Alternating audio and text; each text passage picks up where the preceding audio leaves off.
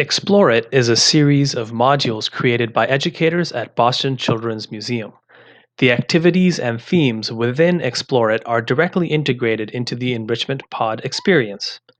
This overview will give you a glimpse of a day for an Enrichment Pod student. At the beginning of each day, students in the Enrichment Pod will get a chance to explore museum exhibits.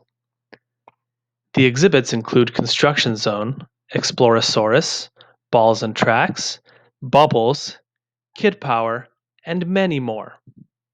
The exhibits are designed for children to play, explore, and discover, and some program spaces like the creative labs will provide fun, hands-on activities while they explore the museum. Boston Children's Museum exhibit spaces are sanitized and loose parts around the museum are cleaned multiple times per day. All staff and visitors in the museum over the age of 2 are required to wear a mask. Museum staff are located across the exhibits to make sure everyone is exploring safely. After exploring the exhibits, it's time for the enrichment pod to gather in a closed classroom space, away from the rest of the museum, for the first activity of the day. The activities immerse students into something hands on, self expressive, and creative.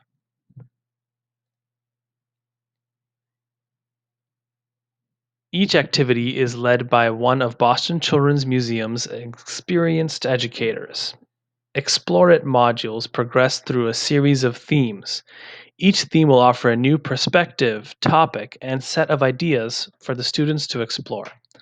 Over 6 weeks, the Enrichment Pod will embark on many activities within the themes of In the Wild, In Your Imagination, In Outer Space, In the Construction Zone, In the Water, and In the Human Body.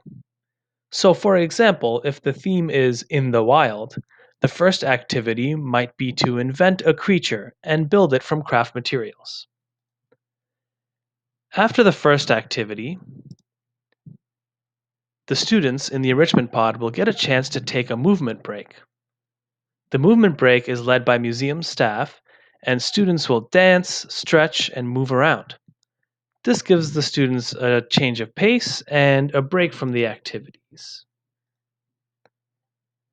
Following the movement break, students will be immersed into a second activity.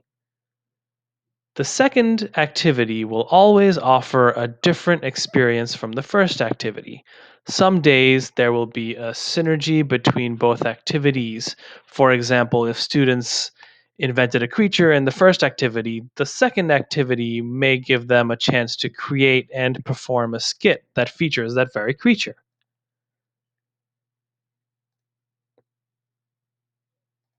Finally, before leaving the museum, the educator will host a discussion with all the students and give everyone a chance to reflect on the day, the activities, and how the students experienced the day. And oh, yeah, I forgot to mention, only one grown up is required to be present with a pod of up to 10 students. The grown up would accompany the students while they explore the museum and will be given a choice of being present with the pod during their activities and movement break, or the grown up can be in a nearby space working or relaxing and periodically checking in.